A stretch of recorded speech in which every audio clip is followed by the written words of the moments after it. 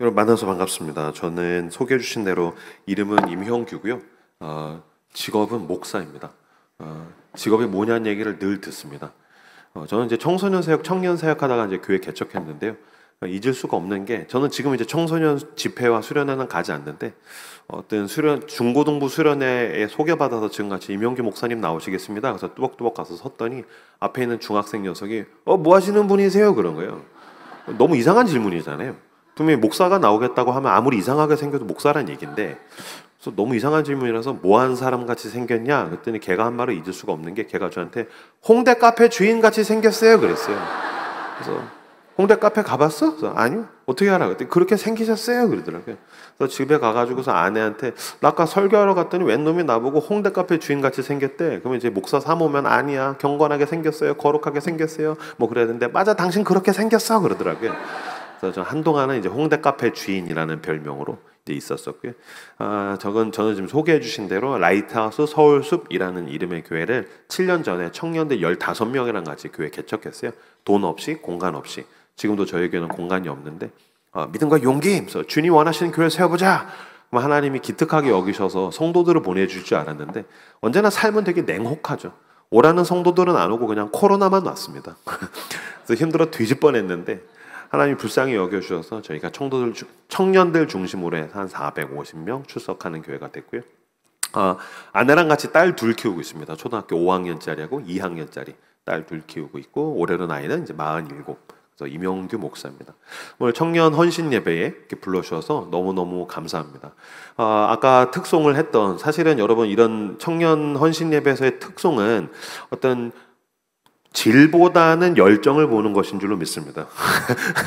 뭐 굉장한 퀄리티가 뭐가 있겠습니까? 그냥 와서 막 청년 파나 막 귀엽다 뭐 그런 거죠.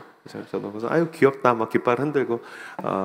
근데 여러분 제가 굉장히 요새 제가 느끼고 있는 참 신앙생활의 어떤 면에서는 야 기가 막히구나. 참 예수를 믿고 내가 교회가 된다는 건 참 놀라운 일이구나라는 것에 대한 얘기를 하나를 들려드리죠. 6년 전에 저희 교회에 상처투성이인 한 여자 청년이 왔습니다.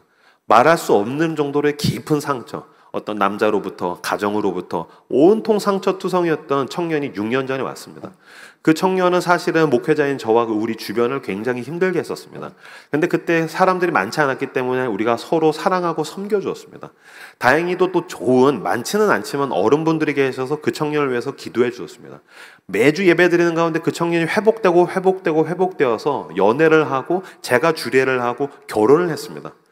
결혼을 하고 나서 한 3년 전인가 이 청년이 자기가 사역을 하고 싶다고. 그래서 뭘 하고 싶냐 그랬더니 자기는 어렸었을 때 집에서 너무 상처를 받아서 어린이 사역을 하고 싶다는 거예요. 그래서 너 그러면은 우리 교회 어린이 전도사님이 없으니까 너가 간사를 해봐라. 근데 이 친구가 그 요가원 원장인데 열정이 넘치는 친구입니다. 너무너무 잘하는 거예요. 어느 정도로 잘했냐면은 지가 한 설교를 인스타그램에다 올렸는데 팔로워가 7,000명까지 올라갔었습니다. 자기가 아무도 시키지 않았는데 신방을 다 하고 열정을 가지고서 막 가르쳤었는데 그때 이 간사님이 가르쳤던 아이들 중에 누가 있었냐면 저희 두 딸이 있었습니다. 그러니까 참 재밌죠. 제가 열심히 5년 넘게 케어를 했더니 이 청년이 자라서 제 딸을 가르치는 거예요.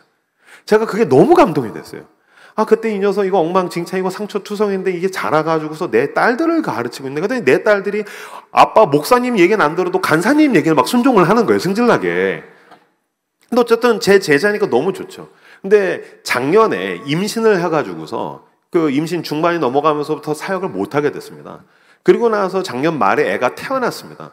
그리고 최근에 5개월 넘어가면서 그 깐난쟁이가 저희 교회에 오기 시작했습니다. 근데 놀라운 것이 잠옷을 같이 저희가 동네 그 예배 드리는 곳 근처에 태권도장을 빌려서 하고 있는데 거기에 이 간사님이 아들을 데리고 왔는데 그 애들을 누가 케어하고 있냐면 우리 딸들이 케어를 하고 있는 거예요.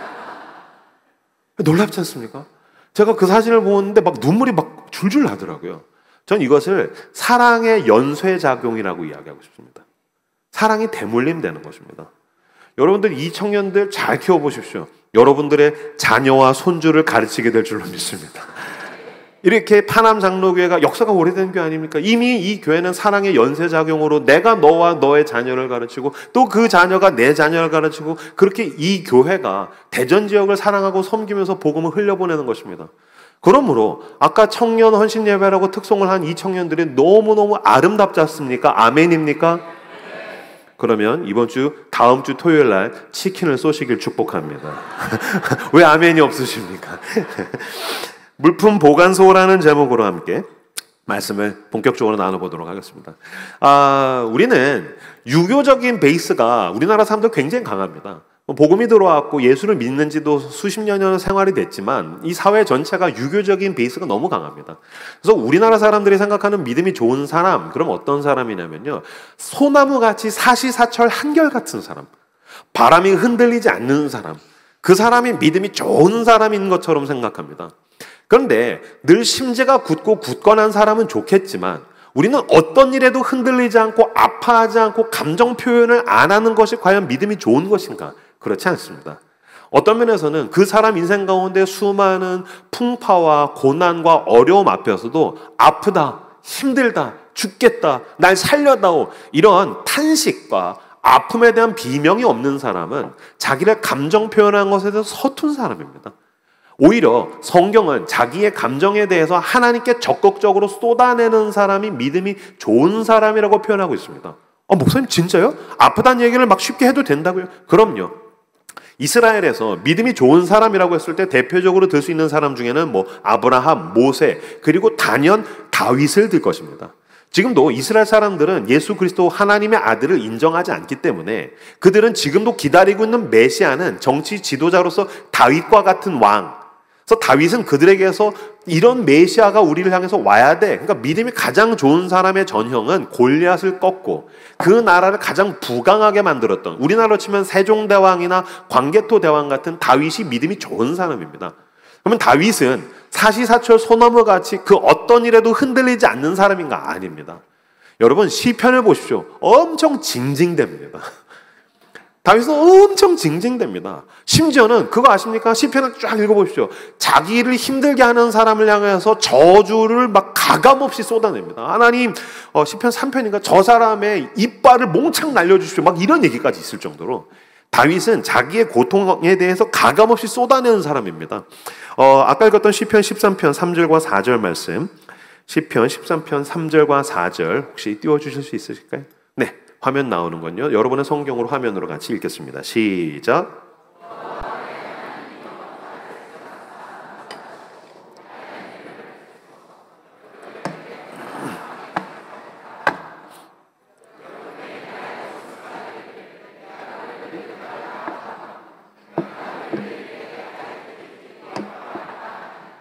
아멘.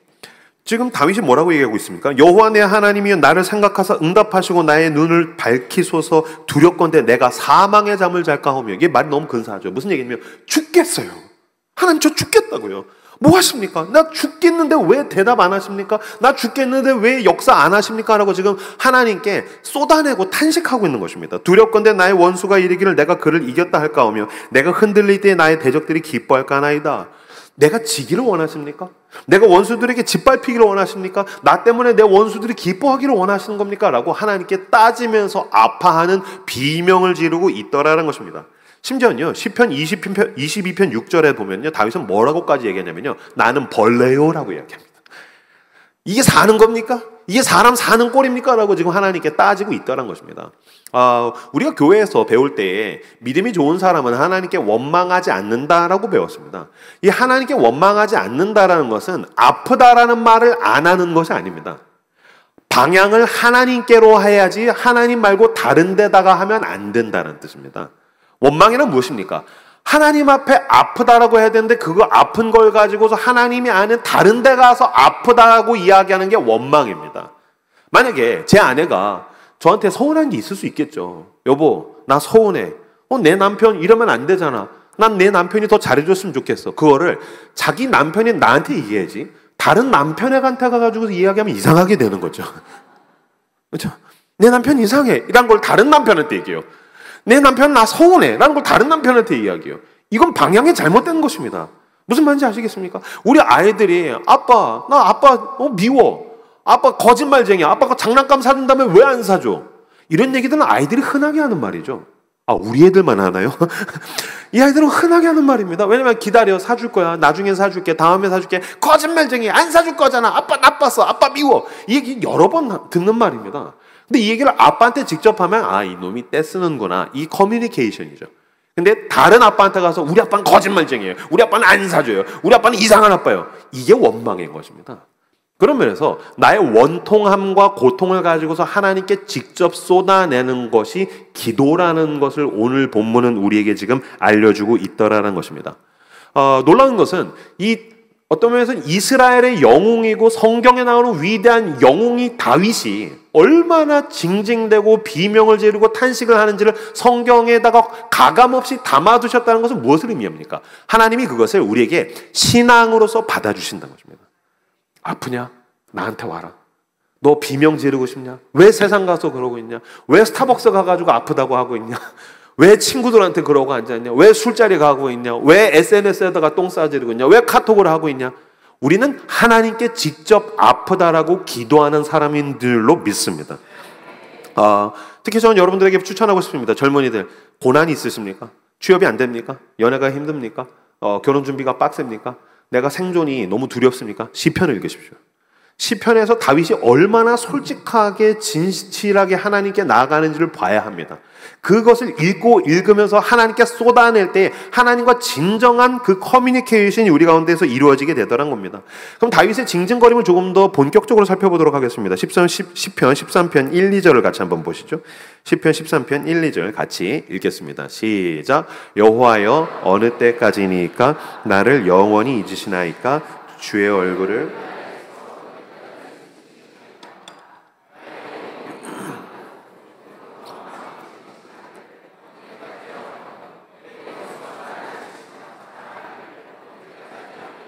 아멘. 이게 그냥 쭉 읽으면 다윗이 힘든가 보다 할 텐데 자세히 읽고 읽다가 보면은요 이 1, 2절에 4번이나 반복되는 단어가 있습니다. 어느 때까지입니까? 영어로는 how long? 하나님 어느 때까지입니까? 하나님 나에게서 응답하시지 않는 게 어느 때까지입니까? 내가 이 왼수들한테 시달리는 게 어느 때까지입니까? 주님 내가 여기서 고통받는 게 어느 때까지입니까? 나는 어느 때까지 응답이 없는 것 같은 기도를 해야 된단 말입니까? 너무 처절하죠. 그러니까 사실 우리에게서 진짜 나의 삶을 힘들게 만드는 것은 단회적인 고통이 아닙니다. 그러니까 만약에 이게 시한적으로 짧은 시간 내에 나를 굉장히 고통스럽게 만들어 그냥 아파하고 죽겠다 하고 지나가면 되는데 이 기약 없음. 만약에 여러분들이 재정적으로 시달려요. 내가 갚을 수 없는 부채 가운데 시달려요. 빚이 뭐가 무섭죠? 내가 이걸 언제까지 시달려야 되지? 이게 힘든 거죠. 저희 교인들 가운데에서는 여러분들 가운데서도 그 가족이 아프신 분들이 계시지만 부모님이나 조부모님이나 배우자나 자녀가 아프면은 너무너무 고통스러운 건 뭐냐면 어느 때까지 이 사랑하는 가족이 고통을 내가 어느 때까지 봐야 되는 거지? 이게 너무너무 힘든 거죠. 어떤 사람은 10년 전, 20년 전에 있었던 그 상처가 치유가 안 되는 사람이 있습니다. 부모님의 이혼이라든지 아니면 어린 시절에 내가 누군가로부터 받았던 끔찍한 상처와 고통이라든지 그게 10년이 지나도 잊혀지지가 않는 거죠.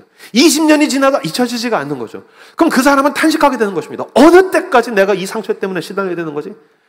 결국에 우리를 힘들게 만드는 것은 그 고통의 깊이나 크기도 그렇겠지만 그 고통이 가지고 있는 시간성. 내가 도대체 여기서 어느 때까지 힘들어야 되는 거지? 이것이 우리를 힘들게 만들다는 것입니다. 이게 하루, 이틀, 한 달, 1년, 5년을 넘어가서 길고 질이 멸렬한 시달리면서 시험을 당하다가 보면은 하나님이 마치 나를 외면하신 것 같은 느낌을 받게 됩니다. C.S. 루이스라는 20세기의 가장 위대한 기독교 변증가가 있는데 이 사람이 쓴 책을 전 다 좋아하지만 특히 그 중에서 제가 오늘 소개해드리고 싶은 것은 헤아려 본 슬픔이라는 그 C.S. 루이스가 아내를 사별하고서 쓴 일기문입니다. 거기에 보면 제가 20대 때 봤는데도 평생 잊혀지지 않는 문구가 있어요. 정확하게 기억이 나지 않지만 이런 거예요. 늘 언제나 하나님은 내 옆에서 다정하게 나에게 말씀하시고 내 기도를 들으신 것 같다가 내 아내를 데려가시고 너무너무 고통스러워서 부르짖었더니 평소에는 그렇게 다정하시던 분이 내 앞에서 문을 쾅 하고 닫는 느낌. 하나님 어느 때까지입니까? 어떻게 나한테 이러실 수 있습니까? 그랬더니 그분이 내 앞에서 문을 쾅 하고 닫는 느낌. 나 네 얘기 듣고 싶지 않아. 나 지금 너랑 얘기하고 싶지 않아. 아니 어떻게 하나님이 나한테 이러실 수 있단 말인가? 물론 그분이 내 앞에서 문을 닫는 것은 아닙니다. 그러나 내 어느 때까지입니까? 라는 이 시간성 가운데서 고통을 붙들고 고통에 시달리면서 가다가 보면은 마치 내 앞에서 하나님이 문을 닫고 나는 내동댕이 쳐진 것 같은 느낌. 받을 때가 우리 모두 있다는 것입니다. 우리가 아까 읽었던 이 시편 13편 1, 2절을 세 번역으로 제가 가져갔습니다. 세 번역으로 읽으면 더 가슴 아프게 와닿습니다. 제가 읽어드리죠. 주님, 언제까지 나를 잊으시렵니까? 영원히 잊으시렵니까? 언제까지 나를 외면하시렵니까? 언제까지 나의 영혼이 아픔을 견뎌야 합니까? 언제까지 고통을 받으며 괴로워하여야 합니까? 언제까지 내 앞에서 의기양양한 원수의 꼴들을 내가 보고 있어야만 합니까? 언제까지? 우리가 사실 힘들어하는 것은 바로 이것이라는 것입니다. 물론 이제 여러분 가운데에서는 이 저녁 예배에 오신 분들, 근데 고통이 있어서 그 어느 때까지 시달리고 계신 분들은 그래도 하나님이 날 사랑하신다는 것은 머리로는 아시겠죠. 그렇죠? 머리로는 압니다. 교리니까요. 예수 그리스도의 십자가는 그가 죽으실 만큼 나를 사랑하신다는 것을 우리가 머리로는 압니다. 근데 고통이 오면 그게 마음에 와닿지가 않습니다. 그래서 저는 저희 교회에서 청년들이랑 이야기할 때 제가 아까 말씀드렸던 막 이별을 하거나 결혼 준비하다가 파혼을 하거나 내 친구들 다 취업했는데 난 취업이 안 되거나 아니면은 야심찬 마음으로 준비해가지고 사업을 열었는데 막 경기에 의해 가지고서 몰락하게 되거나 망하게 되거나 아니면 부모님이 먼저 돌아가시게 되거나 이혼 위기에 있거나 큰 고통에 빠진 사람들을 놓고도 제가 안 쳐다놓고 어쨌든 목회 상담을 해야 되니까 신방에 가서 여러 가지 이야기를 하지 않습니까? 하나님이 어떻고 저떻고 신앙적인 얘기들, 신학적인 얘기들, 또 나의 경험적인 얘기들 막 쏟아낼 때에 제가 막 산같이 쏟아내온 신앙과 신학과 제 경험의 이야기를 한마디로 무력화시키는 이야기가 있다는 걸 제가 알게 되었어요. 제가 아무개야, 아무개 자매야, 아무개 형제야, 하나님 그래도 너를 사랑하시고 성경 봐, 여기 책 봐봐, 내가 경험이 이랬어서 막 쏟아내다 보면 그 친구가 냉랭하게 목사님 머리로는 알겠어요. 근데 와닿지 않아요. 이 말 한마디면 내가 할 말을 잃게 되더라고요. 목사님, 알아요. 저 모태신앙이에요. 저 장로님 아들이에요. 저 권사님 딸이에요. 다 알아요. 저 교회에서 임원했어요. 선교가 갔다 왔어요. 다 알아요. 근데 제가 이런 고통을 당하니까요. 와닿지가 않아요. 와닿지가 않는다고 합니다. 그러니까 머리에는 하나님의 사랑이 있는데 와닿지 않더라는 것입니다. 머리에 있는 사랑이 가슴까지 와닿으려면 어떻게 해야 될까? 아주 제가 늘 뻔한 얘기를 들려드리겠습니다. 기도입니다. 기도는 머리에 있는 것이 가슴에 와닿게 만드는 힘이 있습니다. 제가 친했던 동생 중에 사업을 하던 친구가 있었습니다. 이 친구가 굉장히 신실한 신앙을 가지고 있었는데 사업을 하다가 사업이 거의 부도날 위기가 된 거예요. 그래서 한 1년 정도를 막 부도가 나냐 마냐 돈이 대출이 나왔다가 안 나왔다가 나왔다가 안 나왔다가 반복하니까 이 친구가 죽을 것 같은 거예요. 근데 제가 목사로서 이렇게 봤을 때 이거는 겉으로 봤었을 땐 사업의 위기인데 하나님께서 죽지 않을 만큼 도와주신 건 어떤 면에서는 이 친구가 신앙이 맛이 가는 걸 붙들어 주시고 하나님께 더 가까이 부르신다는 느낌이 들더라고요. 그래서 제가 어느 순간인가 아무개야 너 사업이 잘 되는 것도 중요한 것 같은데 너 지금 이 1년간의 질이 멸렬한 싸움을 하다 보니까 너도 느끼지 돈이 문제가 아닌 것 같아. 하나님은 지금 너의 영혼을 부르시고 계신 것 같아. 하나님은 너의 영혼을 지금 찾고 계신 것 같아. 너 진짜 기도해야 될 것 같아. 이 친구도 거기서 깨어나서 어쨌든 대출이 나와서 살아야 되니까 기도를 엄청 할 거 아닙니까? 대출이 나와야 되니까 막 기도하는 가운데 새벽 기도에서 은혜를 받고 말씀으로 은혜를 받고 그러면서 많이 회복이 됐어요. 그러다가 최종적으로 큰 위기가 왔어요. 이때 이 친구가 저한테 형 기도해줘. 나 진짜 큰 위기가 왔어. 그래서 형 기도해줘. 그래서 제가 얘기했어요. 형 기도할 거야. 근데 아무개야 너가 기도해야 돼. 형 기도할 게 아니야. 너 울어야 돼. 제가 이렇게 했어요. 너 울어야 돼. 형 미안해. 눈물이 안 나. 마음이 다쳤나 봐. 내가 계속 시달려다 보니까 마음이 다쳤나 봐. 눈물이 안 나. 라고 얘기한 거예요. 그래서 제가 그렇구나. 그럼 내가 더 많이 기도해 줄게. 라고 하지 않고 저는 참고로 그 요새 유명한 MBTI 하면 INTP인데 T가 100이 나옵니다. 궁극의 쌉티. 위로를 구할 때 정답을 이야기하는 스타일입니다. 그래서 제가 얘기했습니다. 어디 교만한 소리 하고 앉았어. 엎드려져서 살려달라고 5분만 얘기해봐. 눈물이 펑펑 나게 될 거야. 형 눈물이 안 나. 어디서 싸가지 없는 소리 하고 앉았어. 너 지금 대출 나와야 되는데 남의 돈이냐? 내가 그럼 너도 안 우는데 내가 왜 널 위해서 울면서 기도해야 돼? 너 엎드려가지고서 살려달라고 5분만 기도해봐. 눈물 줄줄 나게 될 거야. 다음날 아침에 일어났더니 새벽에 문자가 왔어요. 형 정말 눈물 나네. 1시간 동안 엉엉 울었어. 라고 하더라고요. 여러분 머리에 있는 게 왜 가슴까지 오지 않는지 아십니까? 당신이 야곱이 밤새 씨름하듯이 나를 축복해 주지 않으면 지나갈 수가 없습니다. 어떤 면에서 어느 때까지입니까? 어느 때까지입니까? 지금 다윗도 몸부림치고 있고 야곱도 삿발을 붙들고 나를 축복해 주지 않으면 지나가지 못합니다 라고 이야기하는데 정작 내가 나를 위해서 기도하지 않을 때가 있다는 것입니다. 그러면서 여러분, 기도란 무엇입니까? 기도는 스탠리 하워스라는 신학자가 이렇게 얘기했습니다. 기도의 자세를 배우지 않고서는 그 사람은 기도에 대해서 절대로 알 수 없다. 여러분, 힘들 때 이렇게 기도하는 사람들 있습니까? 그러면 제가 묻겠습니다. 물에 빠졌는데 살려주시겠어요? 제가 수영을 할 줄 모르거든요. 안 살려주시면 제가 죽을 것 같은데요? 라고 하지 않을 겁니다. 살려주십시오! 살려주십시오! 라고 그 사람은 온몸으로 포즈를 취할 것입니다. 마찬가지입니다. 어느 때까지입니까? 주님, 내가 너무너무 힘들단 말입니다. 라고 할 때 그 사람에게 필요한 것은 무릎이 기도하는 것입니다. 주님, 언제까지입니까? 나를 살려달란 말입니다. 라고 할 때 어느 때까지입니까? 어느 때까지입니까? 탄식 가운데 있는 사람이 해야 될 기도는 그 사람이 엎드려서 기도하는 것입니다. 저는 지금도 토요일이 되면은 설교문을 붙들고서 엎드려서 1시간을 웁니다. 살려주십시오, 하나님. 내일 나에게 능력을 주시지 않고 성령께서 함께 하시지 않고 하나님이 말씀하시지 않으면 내가 울리는 꽹과리에 불과하지 않습니까? 엎드려서 울고 울다가 보면 어떤 날은요, 막 엎드려서 주님 어떻게 제발 도와주세요, 우리 개방이 어떻게 가다가 갑자기 은혜가 막 부어지면은 그 자리에서 벌떡 일어날 때가 있어요. 진짜 주님이 내 무릎에 힘을 주시는 거나라고 느껴서 그 자리에서 벌떡 일어날 때가 있어요. 무슨 말입니까? 기도는 자세요, 포즈입니다. 어느 때까지라는 그 시간성 가운데에서 고통에 몸부림치면서 어려운 시간을 보내고 계십니까? 무릎으로 기도하고 엎드려 기도하고 눈물로 기도해서 머리에 있는 하나님의 사랑이 가슴까지 내려오게 되시기를 주님의 이름으로 축복합니다. 시편 13편 5절 말씀 같이 화면을 보시고 시편 13편 5절 같이 한 목소리로 읽도록 하겠습니다. 읽겠습니다. 시작.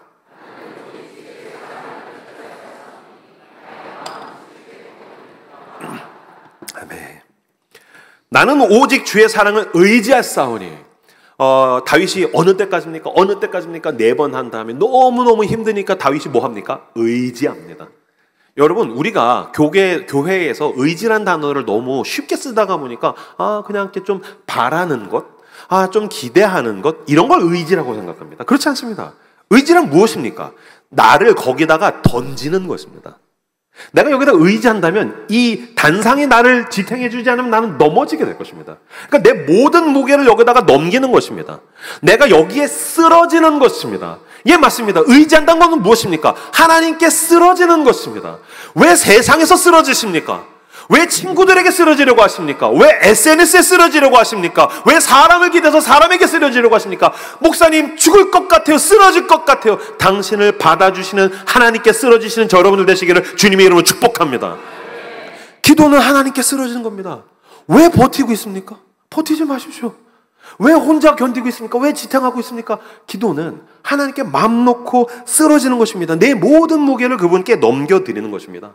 그러면서 여러분, 기도란 무엇입니까? 기도는 물품 보관소입니다.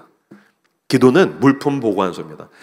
지난 5월에 어린이날이 있어서 제가 이제 저희 애들을 데리고서 어디 갈까 그랬더니 저희 딸들이 서울의 잠실에 있는 롯데월드를 가고 싶다는 거예요. 모험과 신비가 가득한 나라, 그 롯데월드로 가고 싶다고 해서 5월 5일날 가고 싶다 그러길래, 은유라 5월 5일에 거기를 가면 거기는 모험과 신비가 가득한 나라가 아니라 지옥 비슷할 것 같아. 5월 5일은 피하는 게 좋지 않겠니? 그랬더니 자기도 그럴 것 같대요. 그래서 대신 아빠는 목사라서 날이 조금 자유로우니까 5월 8일 어떠니? 제가 그때 머리를 썼어요. 왜냐면 5월 8일은 어버이들을 위한 날이니까 애들이 없겠다라고 해서 갔더니 뽑기 운 대실패. 사람이 어마어마하게 많은 거예요. 그리고 5월 8일을 기억하시는 분들이 계실지 모르겠는데 그날 진짜 너무너무 더운 날이었었어요. 근데 더울 줄 모르고 저랑 아내랑 온 가족이 외투를 입고 갔어요. 외투를 다 입고 갔는데 덥지, 사람은 많지, 줄은 길지, 그러니까 다 더우니까 막 중얼중얼대고 막 우리 딸내미들이 막 불평하고 아빠 힘들어요 막 해서 외투를 벗어서 가방에 넣었어요. 가방이 무거워요. 그거 누가 들었겠어요? 당연히 제가 들었겠죠. 그러니까 저는 무거운 가방을 들고 막 땀을 삐질삐질 흘리면서 줄을 서가지고 주여 어느 때까지니까 어느 때까지니까 주여 이 롯데월드에서 어느 때까지입니까? 나는 언제 놀이기구 탈 수 있습니까? 내가 이 지옥을 언제 탈출할 수 있습니까? 어느 때까지입니까? 막 그러고 있는 거죠. 막 가방이 너무 무거우니까 땀나고 하니까 막 정신이 하나도 없고 막 멘붕이 오겠는 거예요. 그때 제 아내가 저에게 복음을 들려주었어요. 뭐냐면 저기에 물품 보관소가 있다는 거예요. 할렐루야. 그래서 제가 가가지고서 돈을 1,000원인가를 넣고서 물품 보관소를 열고서 가방, 그 무거운 빌어먹을 가방을 거기다 넣었어요. 가방을 넣고서 문을 탁 닫고 했더니 자유로워지더라고요. 그제서야 비로소 모험과 신비가 가득한 나라가 눈에 들어오기 시작해요. 물론 난 여전히 이 지옥 같은 롯데월드를 탈출한 건 아니에요. 하지만 나는 그 모험과 신비를 누릴 수 있는 가벼움이 생겼죠.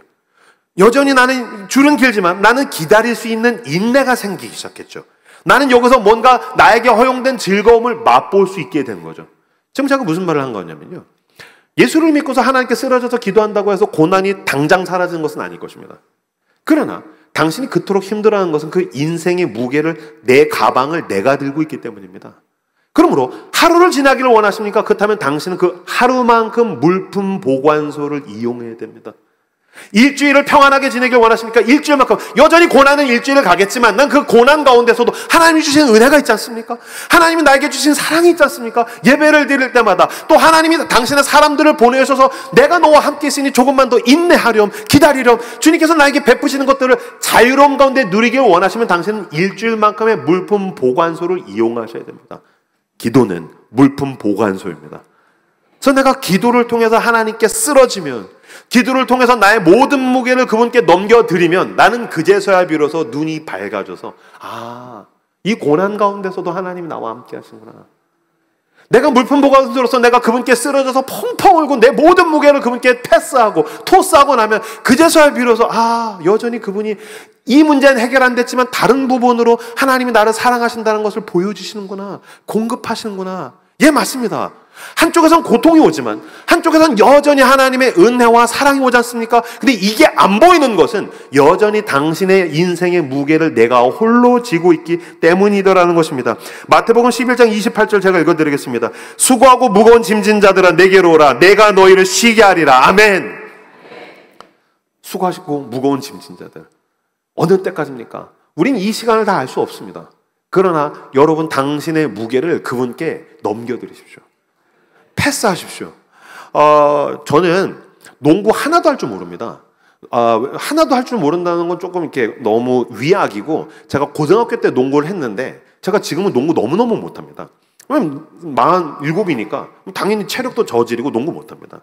근데 제가 고등학교 때 농구했다는 얘기를 조금 설교하면서 뻥을 섞어서 했더니 저희 청년들이 자기 그 주일날 저녁에 하는 농구팀에 저를 초청을 한 거예요. 그래서 제가 거절했어요. 아니야, 나 목사님 바빠. 했더니 또, 그래서 거절했어요. 근데 계속 부르길래, 한 번은 가야겠다. 그래서 한 번 갔어요.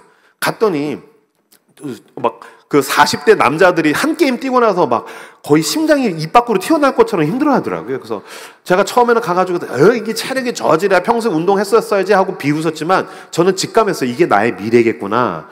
나도 이렇게 되겠구나. 그래서 큰일 났다. 나 농구 못한다고 조롱당하겠지. 나 망하겠지. 계속 막 나는 힘들겠지. 고난을 당하겠지. 라고 했는데 그때 한 형제가 저를 향해서 다가왔어요. 그 형제는 제가 너무너무 사랑하는 그 동철이라는 형제인데 이 친구는 키가 197이에요. 별로 놀라지 않으시군요. 대부분 다 197 정도 되시나 봐요. 저희 교회에서 제일 커요. 그 친구가 와서 저한테 얘기했어요. 목사님, 제가 링 아래에 보이면 그냥 마음 놓고 쏘세요. 제가 링 아래에 보이면 맘 놓고 쏘세요. 그래서 저는 그 친구는 그냥 지나가는 말로 했었을 텐데 저는 믿었어요. 그래서 그 친구가 보이면 그냥 쏴요. 안 들어가요. 튕겨나와요. 괜찮아요. 197이 잡아요. 그래서 저한테 또 패스해요. 전 괜찮아요. 또 쏴요. 안 들어가요. 튕겨나와요. 그 친구가 또 리바운드해요. 또 저한테 패스해요. 저는 또 아무렇지 않게 쏴요. 튕겨나와요. 그러면 그 동철이가 또 리바운드해요. 주변에서는 서서히 이명규 목사님이 대대장님 농구를 하고 있다는 이야기를 슬슬 하기 시작했어요. 사령관 농구를 하고 계시다. 근데 뭐 상관없어요. 제가 그 농구를 하고 나서 믿음이란 게 이런 거구나. 여러분의 인생의 경기가 아무리 안 풀린 것 같아도 이 시간 당신을 향해서 뚜벅뚜벅 걸어오셔서 말씀하시는 하나님의 음성을 들으십시오. 내 아들아, 내 딸아, 너의 인생의 코트에 내가 서 있는 걸 보면 너는 마음 놓고 쏴도 돼. 예, 당신은 혼자가 아닙니다. 우리 주 예수 그리스도께서 십자가에서 죽으실 만큼 당신을 책임지신 거 아닙니까? 그리고 그분은 죄와 사망의 권세를 이기시고 부활하셨습니다. 그러면 나는 그분께 넘겨드리는 것입니다. 넘겨드리고 해결되지 않아도 또 넘겨드리고 그러는 가운데에 골은 우리 주님께서 나를 위해서 넣으시는 줄로 믿습니다. 그래서 여러분, 기도란 무엇입니까? 주님을 향해서 쓰러지는 것이 바로 기도라는 것입니다. 시편 13편 5절에서 6절 말씀 같이 한 번 더 시편 13편 5절에서 6절 읽도록 하겠습니다. 읽겠습니다. 시작.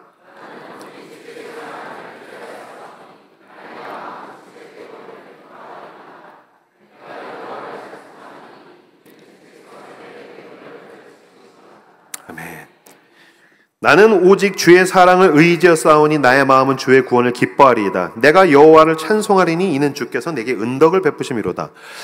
시편 13편을 쭉 다시 이렇게 여러 번 읽으시면 이게 참 희한합니다. 왜냐면요, 1절에서 4절까지는 죽겠다라고 그러다가 갑자기 5절부터 기뻐합니다. 5절에서 보면 주의 구원을 기뻐합니다. 6절에서 내가 여호와를 찬송합니다. 이상하죠? 4절까지 힘들어요. 죽겠어요. 난 망했어요. 어느 때까지입니까? 그러다가 갑자기 5절에서 기뻐요. 6절에서 찬송해요. 다윗은 조울증 환자인가요? 왜 막 죽겠다고 그러다가 갑자기 기뻐하는 거죠? 어떤 일이 있었던 걸까요? 4절까지 하나님께 가서 쓰러지고 죽겠다고 쏟아냈더니 5절부터 하나님의 거룩하신 임재를 경험하는 겁니다.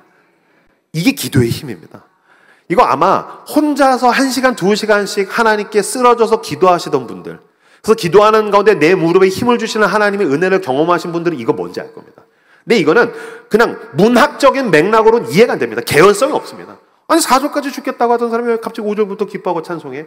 4절과 5절 그 간극의 블랭크에 뭐가 있었죠? 하나님이 다윗을 안아주셨고 업어주신 겁니다.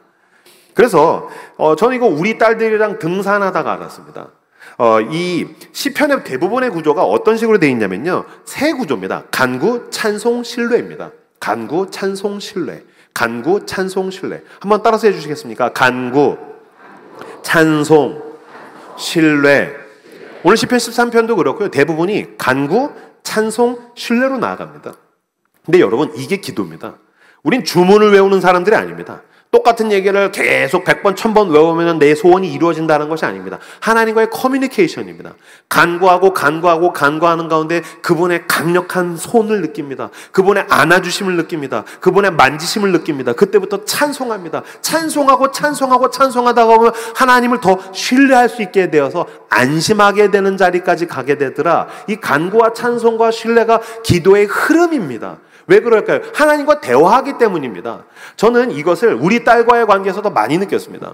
6월 달에 제주에 제가 이제 안식월이라서 6월 한 달 동안 제주도에 갔는데, 제주도에서 한라산 풀코스로 등반하지는 못했고 절반 4시간 정도 코스, 영실 코스를 제가 갔다 온 적이 있습니다. 영실 코스를 4시간을 갔다 왔는데 뭐 당연히 어른도 힘든데 초등학교 5학년, 2학년짜리 딸들은 얼마나 힘들겠어요. 그래서 막 아빠 힘들어. 아니야 괜찮아. 아빠 다리 부러진 것 같아. 응 안 부러졌어. 막 아빠 죽을 것 같아. 응 살아있어. 전 쌉티라 가지고서 아빠 힘들어. 너무 힘들어. 그러면은 좀 더 걷게 합니다. 왜냐면 제가 사실은 헬스를 하기 때문에 우리 딸 목마 태우고 안고 업고 가는 거 일도 아닙니다. 근데 제 목표는, 애비로서의 저의 목표는 할 수 있는 한 자기 다리로 등산해서 꼭대기까지 가게 만드는 게 아빠의 목표입니다. 그러니까 이 괴리가 있습니다. 하나님과 우리와의 이 작전의 괴리감이 있죠. 하나님은 우리를 더 강건한 예수를 닮은 사람으로 만들기 원하시는데 우리는 힘드니까 빨리 응답해 주세요. 죽겠어요. 뭐 하세요? 이 괴리가 있듯이 아빠와 딸에게도 이 괴리가 있는 겁니다. 아빠 나 못 가겠어. 업어줘. 안아줘. 나 들어줘. 아니야 더 갈 수 있어. 괜찮아. 격려하고 위로하고 하다가 안 되겠다 싶으면 제가 얘의 기도를 들어줍니다. 그래서 제가 목마를 태웠어요. 우리 딸을, 막둥이를 안았어요. 처음에는 아빠 나 다리 아파 힘들어 죽겠어 못 가. 간구죠. 그러다가 제가 목마를 태웠더니 갑자기 얘가 찬송하기 시작합니다. 우리 아빠가 최고야. 우리 아빠는 힘맨이야. 우리 아빠 헬스하더니 우리 아빠가 짱이야. 그래서 막 찬송합니다. 그러다가 놀랍게도 그렇게 한 10분을 가졌습니까? 그럼 우리 딸이 뭐라고 이야기하냐면요, 갑자기 신뢰합니다. 아빠 나 이제 됐어. 내려줘. 나 걸어갈 수 있어요. 나 걸어갈까? 아니야 너 아빠가 조금 더 갈 수 있어. 아니야 아빠 나 괜찮아.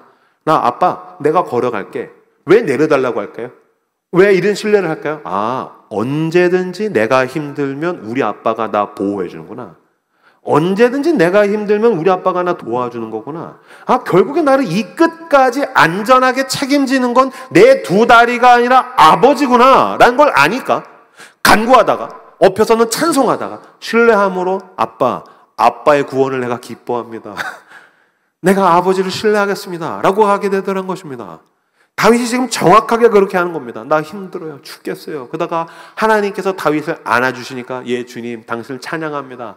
알겠습니다. 어느 때까지인지는 난 여전히 알지 못하지만 주님만 나와 함께 하시면 나는 나에게 주어진 길을 가겠습니다. 할렐루야. 그렇게 신뢰로 기도가 끝나게 되더라라는 것입니다. 그것이 바로 기도입니다. 그래서 간구하는 가운데 나를 안아주시는 하나님의 강력한 오른손을 경험하십시오. 찬송하십시오. 찬송하고 찬송하다, 예 주님, 주님이 나와 함께 하시면 내가 어디든지 갈 수 있습니다. 신뢰하는 거죠. 저희 교회에서 최근에는 아브라함 시리즈를 하고 있습니다. 아브라함이 창세기 15장에 가면은요, 아브라함이 밤새 번민을 하는 장면이 나옵니다. 왜냐면요, 그 왕국들의 그 전쟁, 그래서 북왕국과 남왕국의 5개와 4개의 나라가 싸워서 거기에 조카 롯이 잡혀가고, 그래서 아브라함이 자기 군대 318명을 데리고 나갔는데 하나님이 도와주셔서 전쟁에서 승리했습니다. 아마 이 장면 여러분들 알 겁니다. 아브라함이 자기 군대 318명 데리고 나가서 전쟁에서 승리해서 롯을 데리고 왔는데 얼마나 무서웠겠어요. 뭐가 무서울까요? 또 그 왕들이 복수하겠다고 쳐들어오면 어떡해요? 그러니까 내가 이번에는 운 좋게 이겼는데 그 왕들이 이제 쳐들어오면 얼마나 무서워요. 무슨 말이냐면요, 인생은 지위와 위상이 높아질수록 더 불안합니다. 그거 아십니까? 인생은 지위와 위상이 높아질수록 더 불안합니다. 여기 이제 청년 예배니까 청년들을 예로 들어드리죠. 우리가 뭔가 소망으로 붙잡는 것 있지 않습니까? 하나님 외에 내가 어떤 것을 만약에 소망으로 붙잡으면요, 둘 중에 하나입니다. 낙심하거나 공허합니다.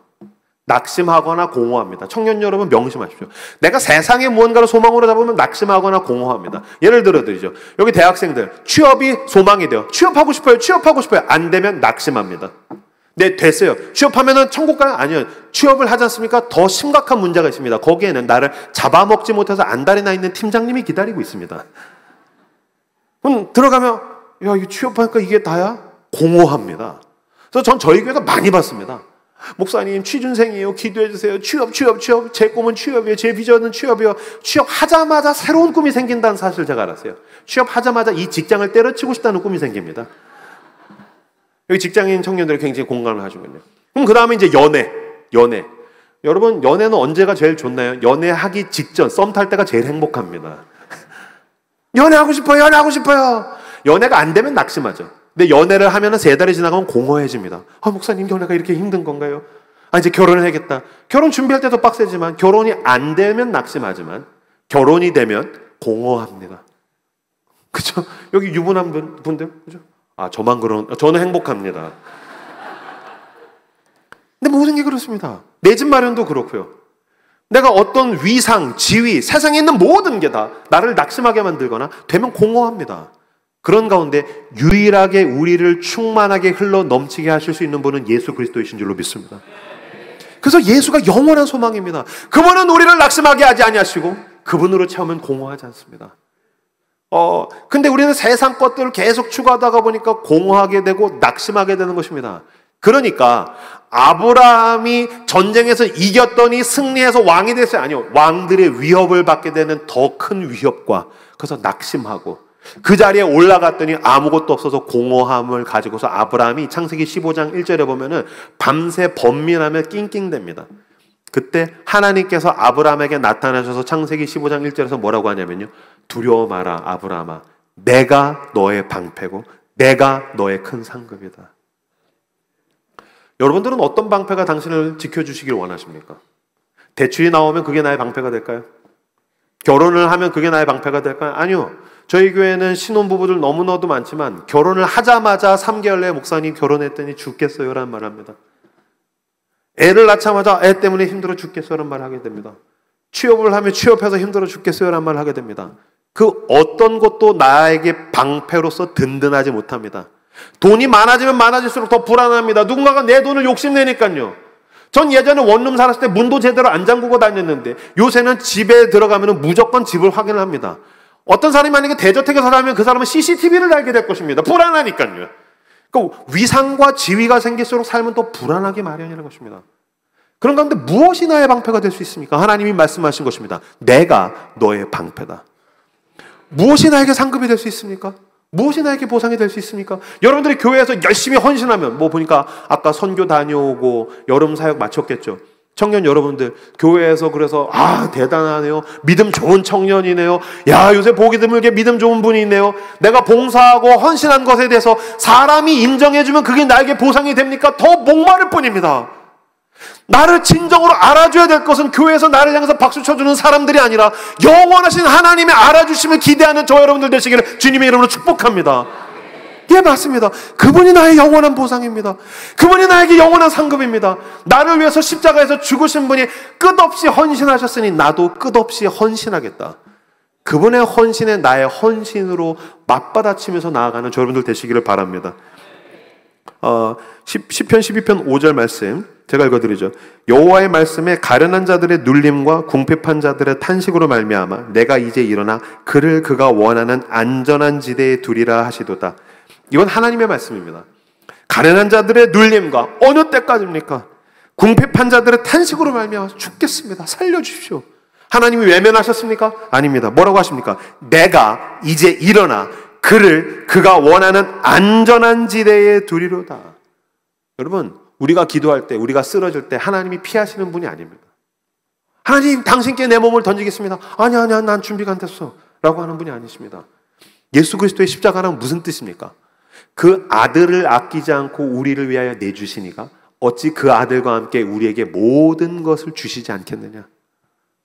그 아들을 주셨다는 것은 모든 것을 주시겠다는 그 아들을 찢으시는 약속입니다.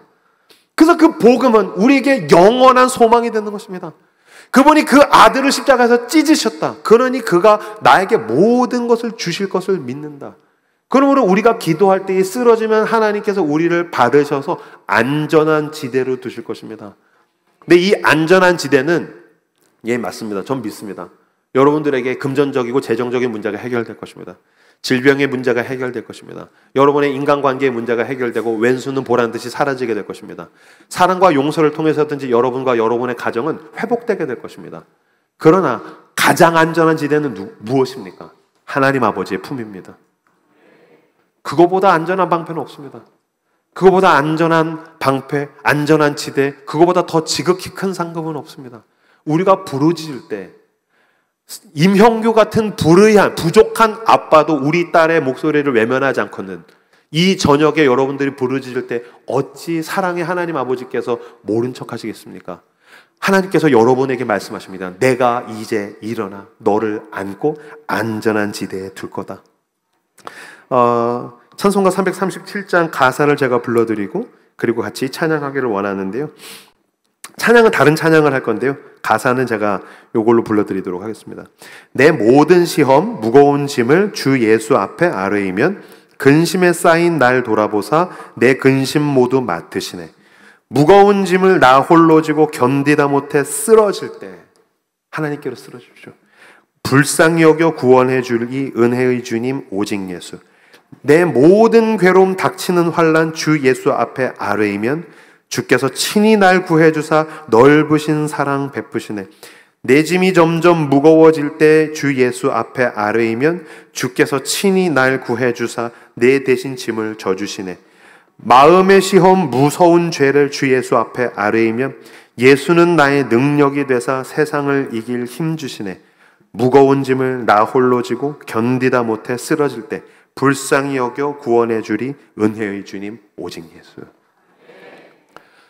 혼자 견디지 마십시오. 당신은 혼자가 아닙니다. 하나님의 성령이 함께 하십니다. 세상에 쓰러지지 마십시오. 세상의 달콤함에 속아 넘어가지 마십시오. 그리스도께로 쓰러지십시오. 그분이 당신을 안전한 지대로 둘 줄로 믿습니다. 이 시간 찬양 주품에 가능할까요?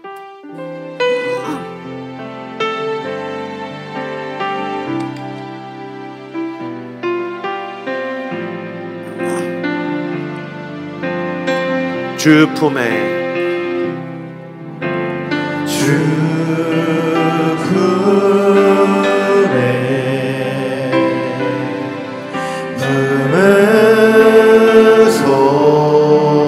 품으소서. 능력의 팔로 덮으소서.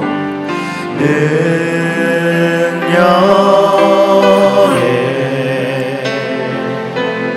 팔로 덮으소서. 거친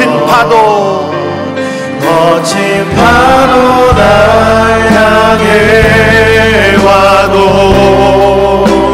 주와 함께 날아오르리. 폭풍 가운데 나의